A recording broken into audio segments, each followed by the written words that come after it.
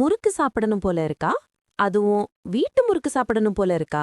வாங்க செஞ்சிருவோம். தேவையான பொருட்கள்: பச்சரிசி மாவு 4 கப், பொட்டுக்கடலை 1 கப், மிளகாய்த்தூள் காரத்திற்கு ஏற்ப, ஜீரகம் 1 ஸ்பூன், கருப்பு எள்ளு 1 ஸ்பூன், ஓமம் 1 ஸ்பூன், பெருங்காயத்தூள் சிறிதளவு, ரிஃபைண்ட் ஆயில் தேவையான அளவு, உப்பு தேவையான அளவு. வெண்ணெய் எல்லாம் வேணாவ, நான் சொல்ற மாதிரி செய்யுங்க. மொறுமொறுன்னு முறுக்கு செஞ்சிரலாங்க. பொட்டுக்கடலைய நல்லா நைஸா மிக்ஸில அரைச்சிருங்க. இப்போ அரிசி மாவும் பொட்டுக்கடலையுனாவும் ரெண்டும் மிக்ஸ் பண்ணிட்டு சலிச்சு எடுத்துக்கோங்க.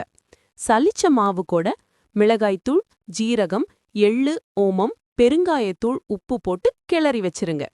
இப்போ ஒரு பேன்ல ஒரு குழிக்கரண்டி அளவு எண்ணெய சூடாக்கி மாவுல ஊத்திருங்க. கரண்டிலேயே ஆயில் எல்லா மாவுல சேர்ற மாதிரி மிக்ஸ் பண்ணிருங்க. ஆயில் சூடு மாவுல குறைஞ்சதும் கொஞ்சம் கொஞ்சமா தண்ணி ஊத்தி சப்பாத்தி பதத்துல பிசைஞ்சிருங்க. ஒரு 10 மினிட்ஸ் மூடி வச்சிருங்க. அதுக்கப்புறம் ஒரு பேன்ல ஆயில் நல்லா சூடானதும் அடுப்பு லோ ஃப்ளேம்ல வச்சுட்டு முறுக்கு பிழிஞ்சு விடுங்க. 2 பக்கமும் நல்லா வெந்ததும் எடுத்துருங்க. உளுந்து வெண்ணெய் சேர்க்காமலே முறுக்கு சூப்பரா இருக்கும். ட்ரை பண்ணி பாருங்க.